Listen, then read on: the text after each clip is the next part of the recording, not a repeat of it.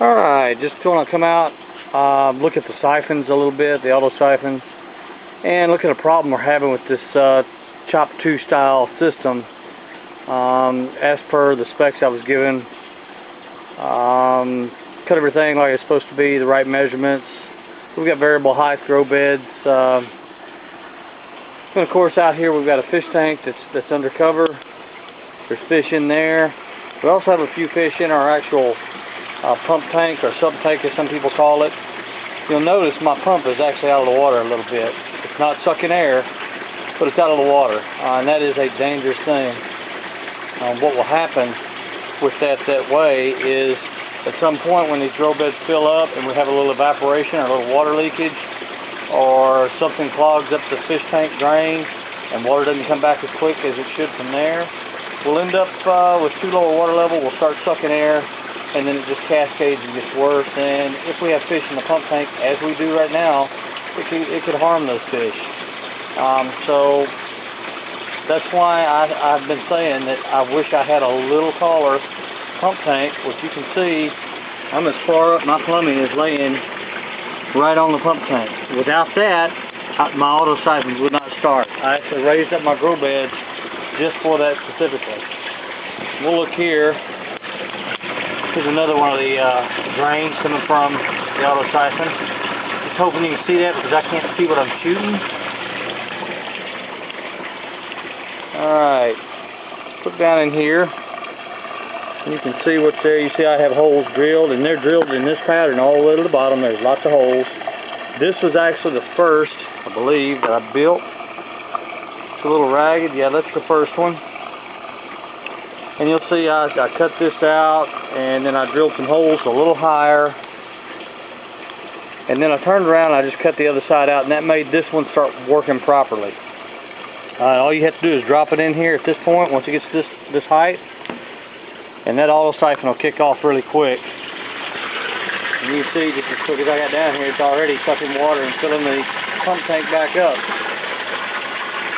The second one I came up with, I believe, was this one, and I went ahead and cut out both sides at about the same height. It's a little bit lower than what the first one we just looked at is. And you'll see my pipe has holes drilled in it down through there, same way. This is a 1-inch pipe, schedule 20. This is 2-inch, schedule 40, with just a cap on it. I'm going to leave it lay there for a minute. I don't want all these to drain at the same time, because when I do that, I end up with a situation where I could possibly overflow my pump tank if I had too much water in. Which I'm going to add water in a minute, because it is right there at that threshold of not being enough. Just a real quick look, this is the seed starter that I'm playing with, and you'll see we've got quite a stand here of some lettuce. Don't recall what I put here. We'll find out once we leaf out a little bit. This is more of this lettuce.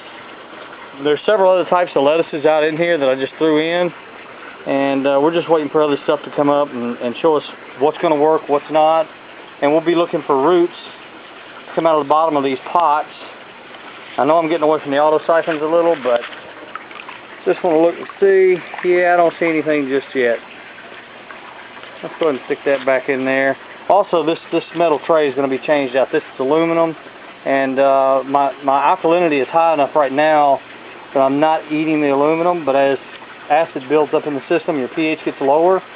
I've been informed that acid will start to deteriorate this aluminum.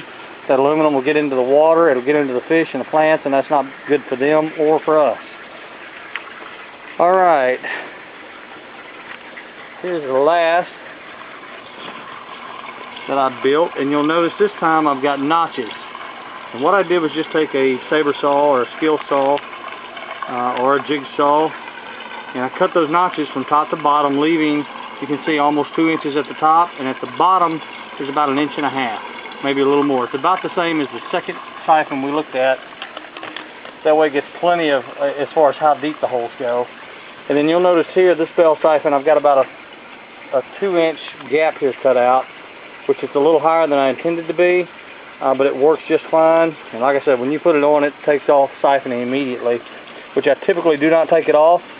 I just wanted to see what my water level was going to be in my pump tank, and I'll be adding water to that here shortly.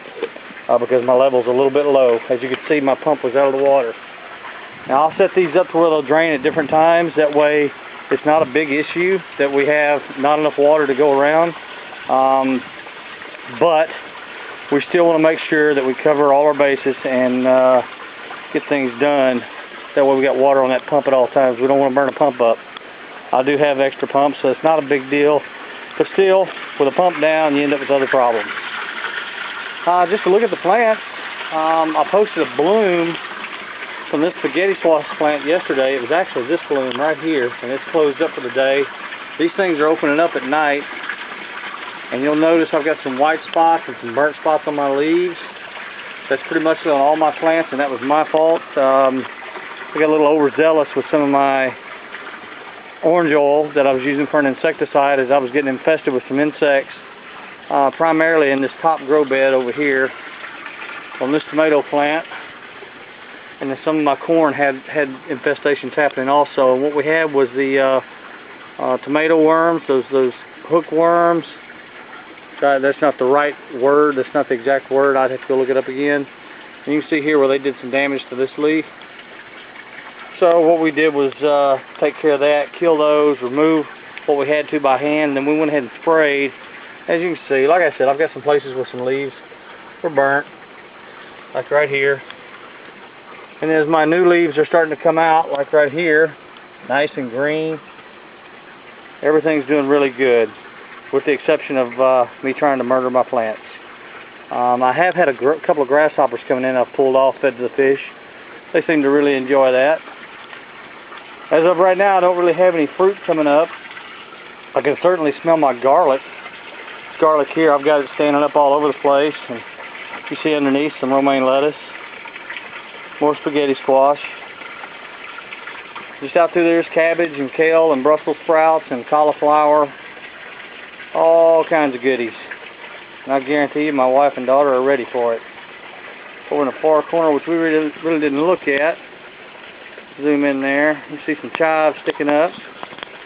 Come back a little and you'll see lavender, which lavender is just a test to see how it does. I'm hearing from people that lavender will try to take over, so I may pull that pretty quick and put it in another grow bed of its own, which would be something such as a 3 or 5 gallon bucket. And then just a corn over there, and that's sweet corn. All the corn I have in here right now is sweet corn. I've got multiple, and you see that bee flying around. The bees seem to be liking the grow bed, and that is possibly because there's no pesticides of any kind. But I've got cucumbers and quite a few other things scattered out through there. We'll just see how they do. I'm planting really close together, primarily as a test to see what happens. I don't think nutrients going to be a problem, but what I do foresee is possibly sunlight, or the lack of sunlight could be a problem for some of these plants. And what we're getting ready to do is on this wall, we're going to build a trellis up off of it, and we're going to hold that trellis out about an inch and a half, and then let things kind of grow up and into the top. But then on this wall, this is our north wall, we're going to laminate a sheet of plastic on the inside, and then also on the outside for insulation for the winter time to help keep it a little warmer in here as the winter comes on. So that's one of those things we'll be testing also, just to see how it works, how it happens, and if it makes any real difference. Anyway, that should do it for now. Please come visit us at True Aquaponics in our group on Facebook. Just search True Aquaponics on Facebook and you'll find us. And subscribe to our channel here, and hope you find something that helps.